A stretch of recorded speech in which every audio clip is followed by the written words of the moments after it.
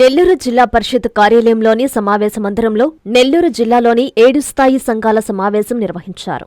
ZP CEO Sridhar Reddy, ZP vice chairperson Lakshmi Prasanna, Jayalakshmamma ఆధ్వర్యంలో గృహ నిర్మాణ శాఖ, పంచాయతీరాజ్, జిల్లా పరిశ్రమలు, ఉపాధి కల్పన, మత్స్యశాఖ, ఉద్యానవన శాఖ, మైక్రో ఇరిగేషన్, విద్యాశాఖ, ప్రభుత్వ ప్రధాన ఆసుపత్రి శాఖ, శిశు సంక్షేమ శాఖ, సమీకృత గిరిజనాభివృద్ధి శాఖ, గిరిజన సంక్షేమ శాఖ, వెనుకబడిన తరగతుల సంక్షేమ శాఖల అధికారులతో సమీక్ష నిర్వహించారు. ఈ సమావేశంలో ఆయా శాఖల ఉన్నతాధికారులు పాల్గొన్నారు.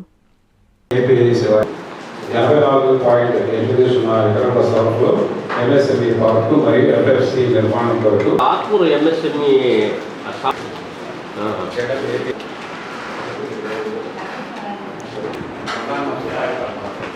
వాళ్ళు ఇన్వెస్ట్మెంట్ పెట్టుకుంటారు.